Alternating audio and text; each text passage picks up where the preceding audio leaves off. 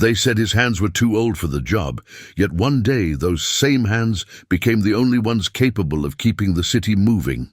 The night was heavy with the smell of diesel and rain-soaked asphalt when Evan Reyes tightened his grip on the handle of his battered toolbox. At 63, every scar on his knuckles told a story of engines reborn and wheels set back on the road. But inside the garage of the City Transit Authority, his value had been reduced to numbers on a spreadsheet. A younger manager in a crisp shirt had just told him his time was over. Evan forced a smile, but his eyes betrayed the sting. He walked past the younger mechanics, their shiny tools and spotless uniforms, carrying nothing but 30 years of wisdom they believed obsolete. What none of them knew was that a day was coming when computers would fail, the city would stall, and only those old hands could bring life back to the engines. The morning after his dismissal, Evan Reyes woke before dawn, as he always had. His body carried the memory of decades spent rising with the engines, long before alarm clocks or orders from supervisors. He sat at the edge of his bed, staring at the faint glow of the street lamp outside, while the house around him remained silent. His wife, Maria, slept soundly, her breathing steady, the quilt pulled up to her shoulders. Evan rubbed his palms together as if warming them, though the room was not cold, an unconscious gesture, the habit of a man whose life had always been measured in the language of his hands. Down in the kitchen, the coffee-maker burbled. He leaned against the counter, eyes on the faded calendar taped to the fridge. For years, that calendar had been filled with notes, routes, repairs, the occasional reminder to take a vacation he never took. Now it was nearly blank, an emptiness that mocked him. He poured coffee into a chipped mug, the one with a faded logo from the Transit Authority, and sat at the table in silence. From the window, he could see the street beginning to stir. Headlights streaked past as buses carried workers to factories, students to schools, and night shift nurses home to rest. Evan recognized the low hum of each model. He could tell them apart by sound alone. A newer Mercedes-Benz engine whined with precision. A late 90s Dina rumbled with a tired growl. The city was waking, alive and restless, yet he felt himself outside of it, like a cog discarded from a machine still in motion. By 7, Maria joined him, tying her robe. She kissed his forehead and poured herself coffee. "You're quiet," she said softly. "I'm thinking," Evan answered, though his voice carried a weight that said he was remembering instead. "Thinking or mourning?" she teased gently, trying to lighten the air. Evan gave a small smile. "Maybe both." They sat together in silence, the kind that comes from years of marriage, where words aren't always necessary. But Maria's eyes lingered on him, worried. She knew her husband was not afraid of work, nor of change, but of losing purpose. By mid-morning, Evan wandered into his garage, now cluttered with boxes and the remnants of past projects. He pulled back a tarp to reveal his old blue toolbox, the one he'd carried out of the transit shop the day before. He ran his hand across the worn metal lid, its surface etched with scratches, stickers, and oil stains that no amount of scrubbing could erase. Inside, each tool had a story. The wrench his father gave him at 16, the screwdriver he'd carved a wooden handle for, the hammer his son once used to pretend he was fixing cars with Dad. These were not just instruments. They were artifacts of a life spent listening to machines breathe. He closed the lid and sat on the stool beside it, staring at the silent vehicles parked along his street. Neighbors drove past, some waving. Evan nodded politely, but his thoughts lingered on the shop floor he'd left behind. He could picture the younger mechanics, Kevin with his iPad always in hand, Brian hunched over diagnostic charts, and the manager, Ryan Cole, whose polished shoes had never touched the oil-stained floor of a bus bay until the day he fired him. The memory of that meeting burned like fresh gasoline on concrete. Ryan's words had been polished, rehearsed, corporate. "We need new talent, Evan. People better equipped for modern systems. It's not personal." But it had felt personal. Every syllable carried the unspoken. "You're too old, too slow, too outdated." Evan had smiled, as he always did, but inside he'd felt something unravel. Late that afternoon, a knock came at his gate. It was his neighbor, Mrs. Grant, holding her car keys.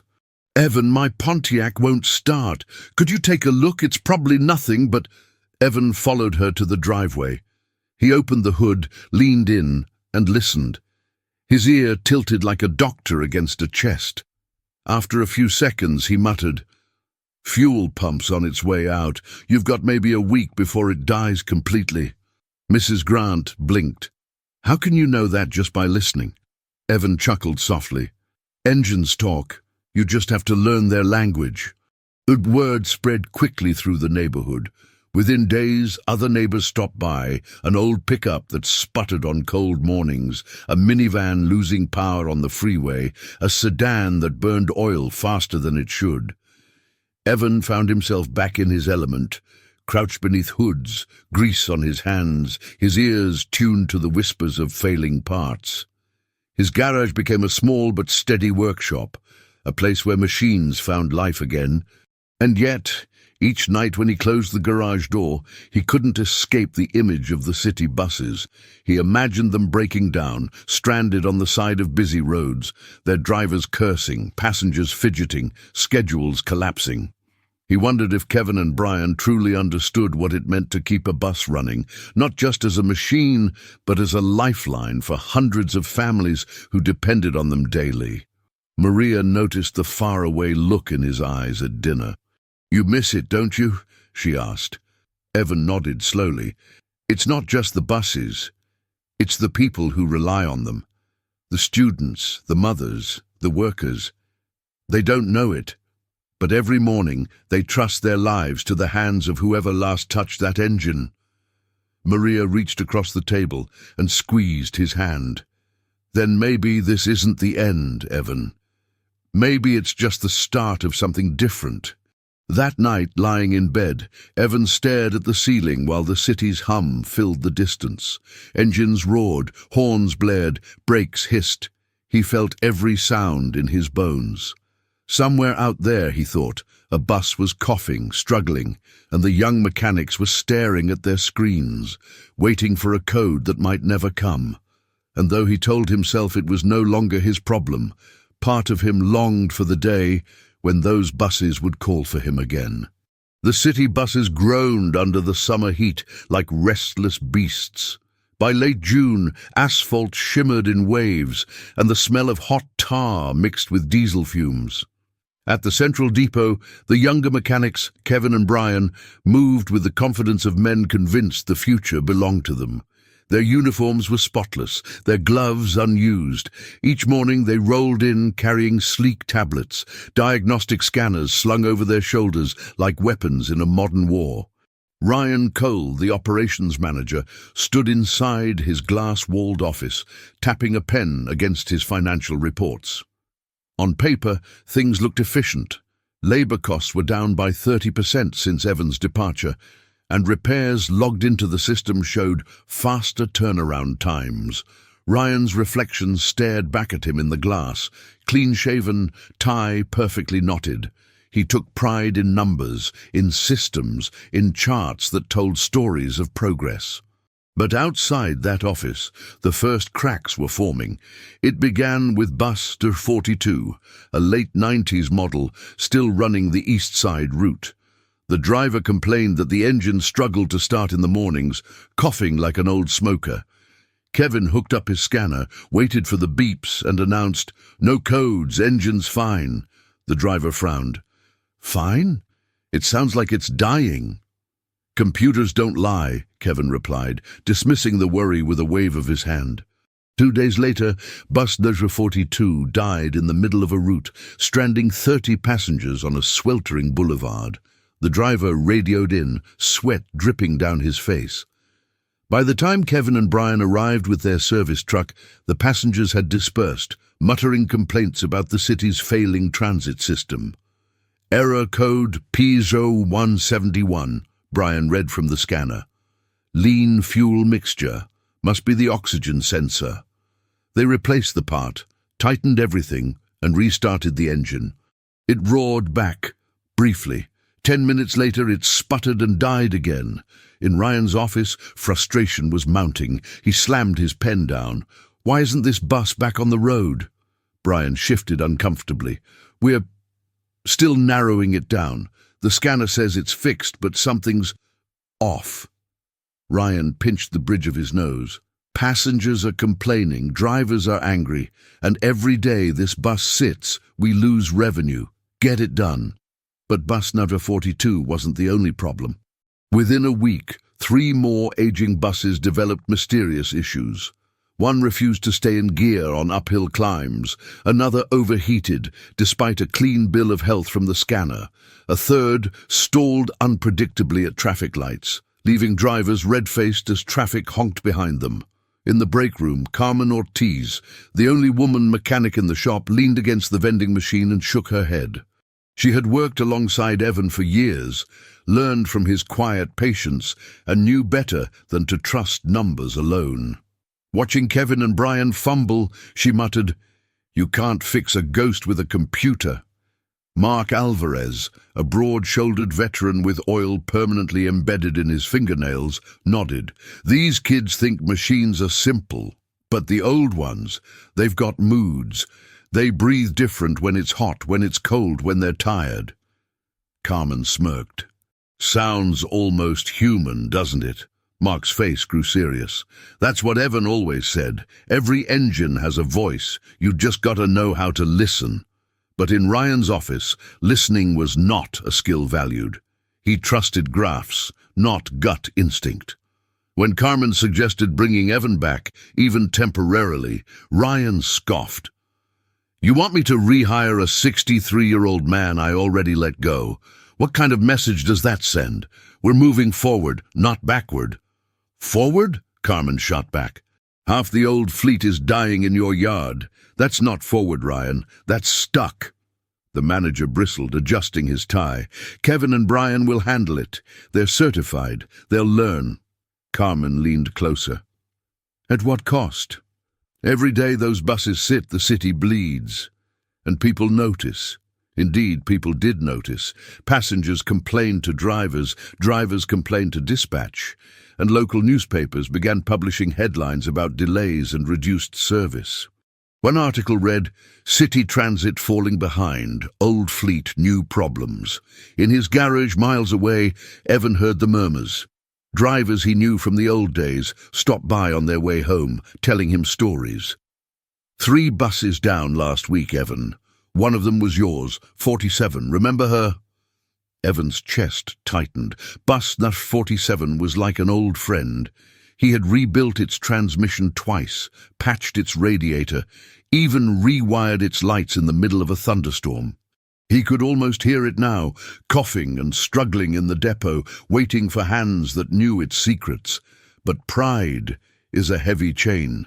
When Carmen called him one evening, her voice tight with frustration, he listened but said little.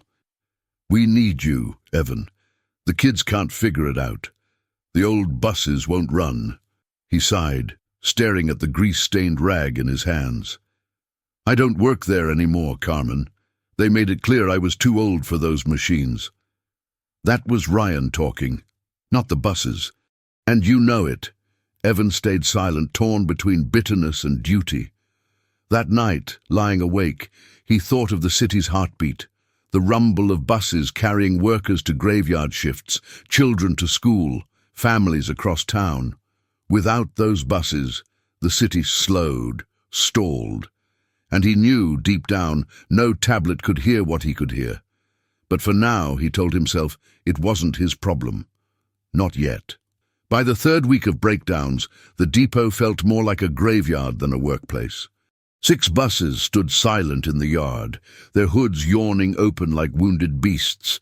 Drivers gathered in the shade, arms crossed, muttering about missed shifts and angry passengers. Inside the shop, Kevin and Brian hovered over their scanners, frustration etched into their young faces. Ryan Cole paced his office like a caged lion. Every call from City Hall cut deeper. Why are routes cancelled? Why are commuters left stranded? The financial losses were staggering. Public trust was crumbling. And beneath the polished tie and MBA confidence, Ryan felt sweat prickling the back of his neck. That Thursday morning, Carmen stormed into his office, her coveralls smeared with grease. She didn't knock. "Ryan, enough. We've got nearly a third of the fleet out of service. You can't keep pretending these kids have it under control." Ryan rubbed his temples. "Carmen, I can't reverse a corporate decision every time there's a setback. This isn't a setback.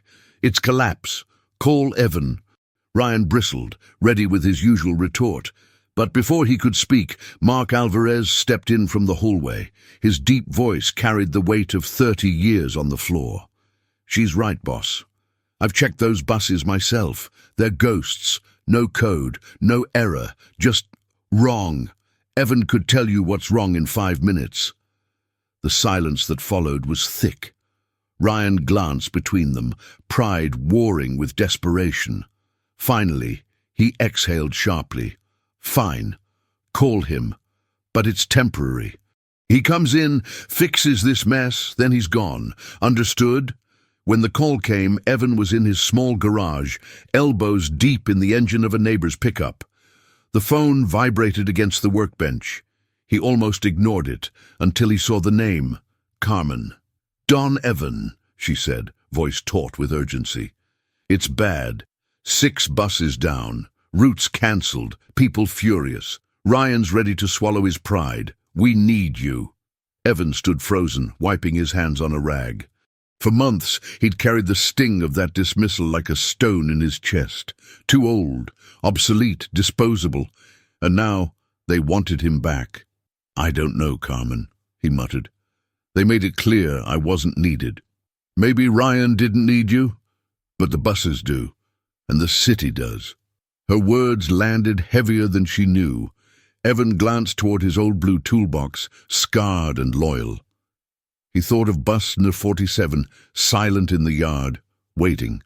1 hour later, Evan Reyes walked through the depot gates with that same battered toolbox in hand. His boots struck the concrete floor with a familiar rhythm, turning heads as mechanics paused mid-task. Some greeted him warmly. Others watched with guarded curiosity. Carmen met him halfway, relief plain on her face. "Glad you came. Let's see what kind of mess you've all made," Evan said softly, though his lips carried the faintest smirk. Ryan emerged from his office, stiff as ever, adjusting his tie. "Mr. Reyes," he said formally, "thank you for coming. As I said, this is strictly temporary." Evan nodded, his eyes calm but steady. "I'm not here for you, Ryan. I'm here for the buses." The first patient was bus number 12, silent for 2 weeks. Kevin hovered nearby with his tablet, ready to explain. "Code PO171, lean fuel mix," Kevin began. "We've changed the sensor, the filter." Evan raised a hand. "Let me hear it."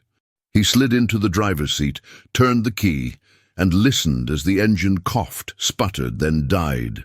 Climbing out, he opened the hood, leaned in, and placed his ear close. He tapped the intake manifold with his knuckles, then asked Kevin to crank it again. As the engine struggled, Evan gave a sharp, precise knock on the side of the manifold. The engine roared, coughed once more, and then smoothed into a steady rhythm, purring like it had been waiting for his touch all along. Gasps rippled through the shop. Kevin's eyes widened. What did you do?" The EGR valve was sticking. Not blocked enough for your scanner to notice, but just enough to choke her out. Sometimes all she needs is a reminder. For a moment, the yard was silent, but for the hum of bus 12 running perfectly. Then slowly, heads began to nod. Even Brian, skeptical to the last, looked half in awe. The next 5 buses fell just as easily under Evan's hands. A corroded connector here, a pump with uneven pressure there. Each problem was subtle, invisible to the scanner, but obvious to him. By sunset, all 6 buses were alive again, their engines thrumming in harmony across the yard. Drivers cheered. Mechanics exchanged stunned glances. Carmen's smile said everything. Vindication. Ryan, standing off to the side, felt the weight of humiliation settle on him. His grand efficiency model, his data-driven certainty, had collapsed in front of everyone. And it was this man, the one he'd called obsolete, who restored order. Evan, though, didn't bask in victory. He simply wiped his hands on a rag, closed his toolbox and said, "They'll run fine now. Just remember, machines don't always speak in numbers.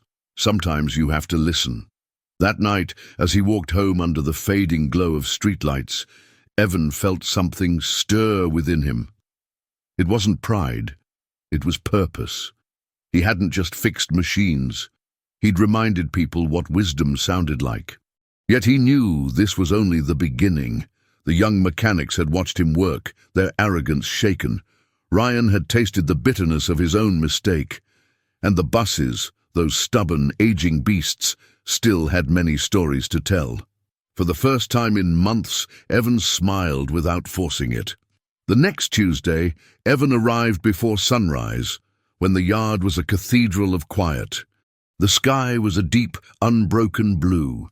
Sodium lamps hummed over rows of buses that slept with their noses pointed toward the street, as if dreaming of routes they'd soon remember.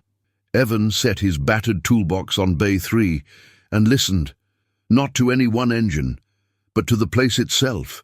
The click of cooling metal, the distant hiss of airlines, a single drip from a hose someone forgot to tighten. He closed his eyes and smiled. Machines spoke in many voices. Silence was one of them. Kevin showed up with a coffee and a careful look on his face, eager, chastened. Brian arrived moments later, shoulders squared as if bracing for a test. Carmen leaned in the doorway, arms crossed, amused and proud. "Rule 1, Evan said without preamble. You don't start with the scanner. You start with your senses: sight, sound, smell, touch, sometimes taste if you're unlucky." He pointed to bus number 27, a mid-2000s diesel due for routine service. "Fire her up." Brian climbed into the driver's seat and turned the key. The engine hauled itself awake, healthy enough, but uneven in a way that barely showed. Evan motioned them close, palms hovering over the valve cover, then the alternator, then the fuel rail. "Feel that tremor, like a heartbeat skipping once, every few seconds." Kevin pressed his fingers where Evan indicated, frowning. "It's subtle." "Subtle becomes expensive," Evan said softly. 2 weeks from now, that nothing is a road call. 2 months, it's a tow and a service outage. The computer won't flag it because it's not a failure. It's a promise. They moved through the bay like a small procession. Evan made them check clamps that looked fine, trace harnesses with their fingertips, loosen and retighten grounds that seemed tight. Corrosion hides under paint. Bolts lie. When Kevin reached automatically for his tablet, Evan's eyebrow lifted. Kevin tucked it into his pocket, cheeks coloring. Carmen hid a smile behind her mug. By mid-morning, their hands were grey with the honest black of work. Brian's impatience softened into curiosity as patterns emerged. How a brittle vacuum hose made the idle quiver. How a hairline crack in a rubber boot whistled a note you'd miss unless you were listening for it. Evan didn't lecture. He asked questions that forced them to notice. What changes when it's hot? What changes when it's raining? When the engine's been off 5 minutes versus 5 hours?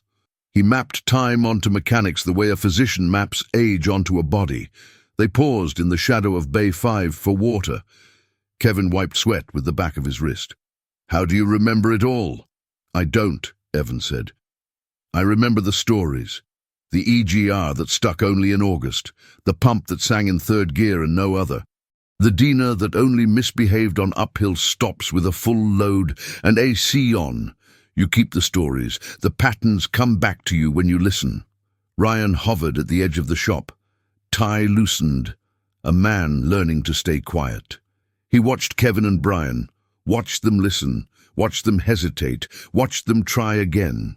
When Evan caught his eye, Ryan lifted a hand, almost sheepish. Evan returned a nod and turned back to the work. They took the lid off the culture, one small habit at a time. Evan insisted on walking the yard at noon, when heat made rubber swell and plastic complain. "Engines talk louder when they're uncomfortable," he said. They listened to buses at idle, with doors open and closed, AC on and off, brake depressed and released. Shades of sound that told them whether a compressor was tired or a belt too tight. He made them smell burnt ATF versus burnt engine oil to mark the difference in their minds forever. ATF is sweet when it's dying. Oil is bitter. If you learn that, you'll save a transmission one day. Kevin's notebook filled with messy block letters. Sweet, ATF problem, subtle thump, a 700 RPM. Check ground hidden under painted bracket. Brian drew little diagrams of harness routes and circled stress points at corners where plastic insulation tended to crack. They were different students, but the same lesson found both. Attention is love in a shop. In the afternoon, a driver named Wilkins rolled in with bus Nashu 31, cheeks red, jaw tight. "Dies on me at lights," he said, trying to keep anger from spilling over. "Scanner says it's fine. It's not fine." He looked past Kevin and Brian, straight to Evan, the way a child looks for a parent in a crowd. Evan didn't take it as an insult to the younger men. He took it as information about trust. "We'll ride along," he said. He climbed aboard with Kevin and Brian and asked Wilkins to take them around the block. The city heat pushed against the windows. The bus moved, stopped, breathed. At the second light it shuddered, then sagged as if exhaling too deeply. Evan leaned forward, eyes closed, elbow resting on the pole like a sailor feeling wind through rigging. "There," he whispered. "On D-cell, watch the RPM." Kevin stared at the TAC. It dipped lower than it should, then chased itself back up. "Idle controls hunting," Kevin said. "But why?" "Ask what it sees," Evan murmured. "Not what the computer sees, what the engine feels." He thumbed the throttle lightly with 2 fingers. "Feels like air sneaking in, a leak that opens when vacuum changes." Back in the bay, Brian smoke tested the intake. The smoke curled under the throttle body, then slipped through a seam so thin you'd miss it with eyes alone. The gasket there was cracked, just enough to matter on deceleration. They replaced it, retorqued, ran the bus hot. At the next light, the tack needle sat steady as a monk. Wilkins clapped the wheel and laughed. "She's back." Kevin grinned, high on the win, but Evan didn't let it become a victory lap. "Remember how we found it. Feel, then hypothesis, then test. Order matters." Around 3, rain gathered. Summer storms in this city arrived like arguments, sudden, loud, over small provocations. Water drummed on metal roofs. The bay doors became grey curtains. Evan used the moment. "Rain is a liar," he said. "It makes good grounds bad and bad wires worse." He had them choose a bus with a known intermittent fault and do nothing but wiggle harnesses and watch for stumbles while the storm soaked and cooled everything unevenly. An hour passed, like 5 minutes. Between tasks, Evan told them about mistakes. Not just the glorious saves, but the errors that taught him humility. The time he chased a misfire for 3 days, only to find a bent pin in a connector he'd touched on R1. The time he replaced a pump that wasn't bad because he trusted a gauge that was. He spoke without drama. Brian listened hard, shoulders lowering, as if relieved to learn that failure wasn't a scandal, but a teacher. Carmen brought a small portable speaker, and old rancheras drifted through the shop at low volume. Evan hummed along, fingers drumming in time on the metal lip of his toolbox. The music wasn't about nostalgia. It was rhythm. Machines worked by rhythm. You could tell when one fell out of the song. Late in the day, Ryan approached at last. He didn't put on the voice he used in conference rooms. "Mr. Reyes, Evan," he corrected himself. "I've been observing." He glanced at Kevin and Brian, who were kneeling by a wheel hub, hands steady. "Whatever this is you're doing, this way of making them look and listen, it's changing the room." Evan shrugged, eyes gentle. "I'm just making them notice." They were already smart. Ryan nodded, swallowing. I grew up with numbers, he said quietly. Numbers made sense when people didn't. I thought, if the data said it was fixed, it was fixed. He looked embarrassed and oddly young. I'm trying to learn the rest. Evan considered him for a moment. Numbers are a language too, he said. You just don't let them drown out the others. The rain passed, leaving the shop smelling fresh. Wet concrete, clean metal, a hint of diesel softened by petrichor. Evan gathered the crew at Bay 1 for a last exercise. He had them close their eyes. Listen, he said. Somewhere a compressor cycled, a relay snapped, a distant idle wavered, then settled. He waited. What do you hear? He asked. Kevin answered first. Compressor has a tiny squeal at spin-up. Belt glaze. Brian followed. Idle drop on Bay 4 when the AC kicks in. Load compensation slow by a hair. Carmen smiled. And Bay 8's driver's seat needs grease, she added. It squeaks like a mouse. Laughter loosened shoulders. The shop felt less like triage and more like craft. As they packed tools, Kevin hovered near Evan, awkward. Can I ask you something? Not about engines. Evan nodded. How do you not take it personally, being told you're obsolete?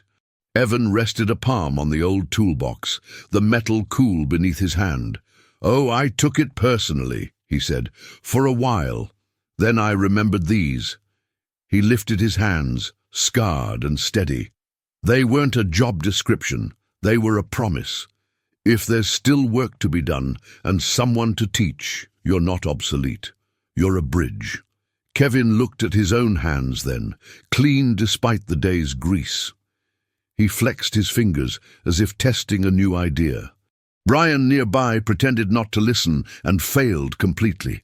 Dusk painted the yard in long shadows. The buses pointed toward the street again, ready.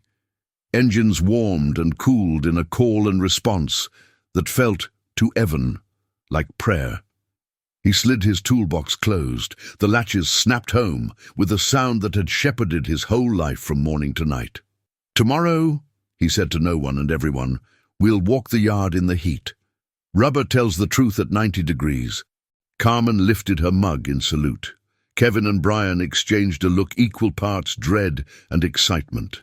Ryan lingered as the lights clicked off one by one. Thank you, he said, quiet and unadorned. Evan nodded and stepped out into the evening. The city breathed around him, brakes sighing, tires whispering, a bus far off shifting smoothly into second. He didn't need to see it to know it was there. Some things once learned lived in the bones. And for the first time, Ryan heard it too.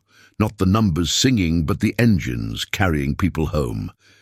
The effect of Evan's return was not confined to the depot floor.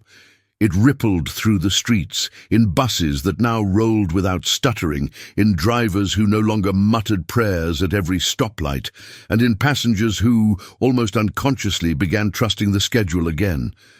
Mornings stopped beginning with impatient horns and curses at overcrowded stops. On Avenida Hidalgo, Clara, the tamale vendor, noticed first. Funny thing, she chuckled to a customer while tying her apron. The buses are on time these days. Feels like I'm the one running late. Inside the yard, the younger mechanics were changing too. Kevin arrived earlier now, left his tablet on the bench, and wandered among the vehicles with his head tilted, listening. Brian, once quick-tempered, kept rolls of blue tape in his pocket, marking fragile spots, frayed wires, clamps that only looked tight, vibrations barely there. Carmen, watching from the doorway, thought, they're learning to see with their ears and hear with their hands, but calm was fragile. Higher up, whispers of outsourcing grew louder. City officials, dazzled by budget lines, considered handing all maintenance to a private contractor. It was a distant noise, but Evans sensed it the way he sensed a failing bearing. Quiet for now, yet promising disaster if ignored. The fragility revealed itself one humid afternoon when a school bus carrying 23 children broke down on a rural two-lane. The driver's voice crackled through the radio, calm, only because panic would have cost him more. Units dead in the road, kids on board, need immediate support. Kevin and Brian rushed out in the service truck.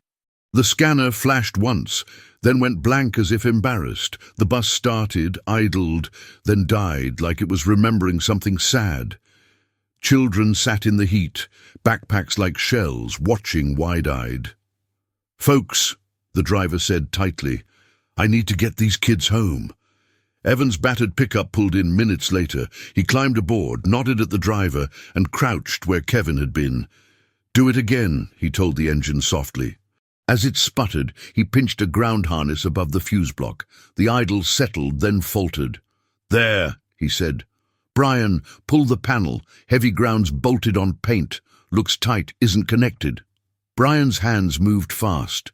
Paint scraped, metal met metal. The bolt cinched down with a satisfying bite. When Kevin cycled the AC again, the bus didn't flinch. The children cheered. 15 minutes had turned fear into motion. As the bus pulled away, a little girl in the front seat lifted her book in salute through the smudged glass. Back at the depot, Ryan was waiting. He didn't talk numbers. He only asked, "What did you fix?" They told him. He nodded, then said, "Tomorrow I'm taking you, Evan and Kevin, to the budget hearing, not to talk, just to sit in the front row. People need to see the faces." "Faces don't hold bolts," Evan murmured. "No," Ryan said quietly, "but sometimes they hold budgets." The council chamber looked less like a place for decisions and more like a theatre built for conflict. Tall windows let in hard daylight, catching every nervous gesture and every bead of sweat. Rows of polished benches gleamed under fluorescent lights. Reporters stood ready, their cameras already humming, waiting for a spectacle. Ryan Cole sat stiffly at the long table near the front, flipping through his binder for the 100th time. He had rehearsed every line, every chart. But beneath the spreadsheets and the carefully planned phrases, anxiety gnawed at him. A tap on his shoulder brought him back. Carmen stood there, grease still under her nails from the morning shift. She didn't say anything. She just pointed. Evan Reyes had entered the chamber. He wasn't dressed for a hearing. No suit, no tie. Just a grey shirt faded from years of washes, jeans with grease stains that wouldn't come out, and boots that had seen 3 decades of shop floors. In one hand he carried his old blue toolbox, scarred and scratched, the paint long chipped. In the other he carried nothing, because he never needed anything else. The room shifted. Some council members raised their brows. A few whispered to each other. The reporters' cameras whirred. Nobody said it out loud, but everyone felt the same thing. This man didn't belong here, but somehow he was the most important person in the room. Ryan cleared his throat and stood.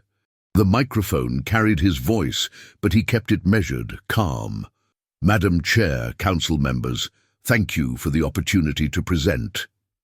He began with numbers, graphs of downtime, charts of reduced complaints, statistics about fewer cancellations.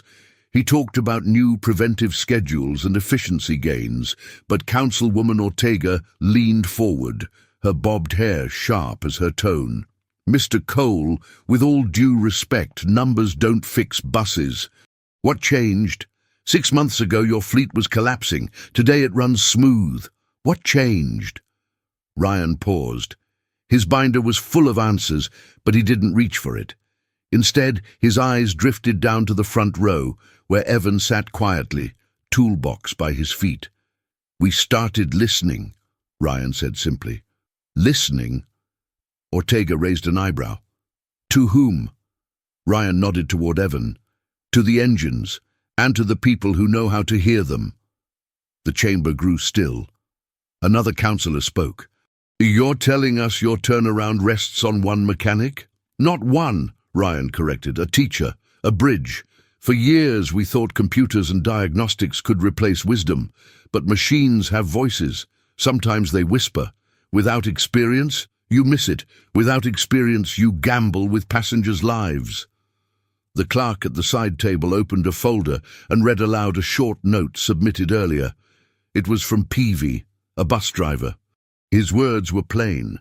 23 kids got home safe last week because maintenance fixed what a computer couldn't see. That's the whole sentence. The silence that followed was different this time. Not the silence of doubt, but of weight. Councilwoman Ortega tapped her pen. She wasn't ready to give ground, but she also couldn't dismiss what she'd heard. Cameras zoomed in on Evan. He hadn't spoken a word, but his scarred hands resting on his knees said more than Ryan's charts ever could. When the gavel finally closed the session, the reporters swarmed. Mr. Cole, was this staged? Sir, who's the man with the toolbox? Isn't outsourcing still cheaper? Ryan raised his voice above the clamor. Cheaper is expensive when the city stalls. Ask the passengers stranded for hours. Ask the drivers sweating behind dead wheels. Or better, ask the buses rolling today. They'll tell you who's worth listening to. Outside, dusk settled over the courthouse steps. Kevin bounced nervously at the edge of the crowd, tie crooked, face pale but glowing with pride. Do you think it worked? He asked. Ryan sighed, loosening his collar. It didn't hurt. Evan stood apart, leaning on his toolbox. He watched buses groan down the avenue, headlights flickering to life, engines steady and sure. He gave a faint smile, the smile of a man who knew applause didn't matter. Engines did. The summer heat bore down on the city like a furnace. Asphalt shimmered, and the buses groaned under the strain. Even the depot seemed to sweat, concrete floors sticky, metal tools warm to the touch. Evan's body felt it more than most. His hands still worked steady, but his knees ached longer, his shoulders stiffened quicker. Still he arrived each morning, toolbox thudding on the floor like the start of a hymn. Then came the call that would test them all.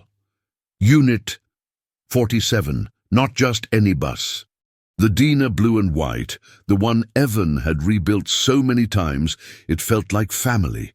Now it was stranded in the middle of Avenida Revolucion at rush hour, horns screaming around it, passengers fanning themselves in the suffocating heat. Kevin and Brian had gone ahead.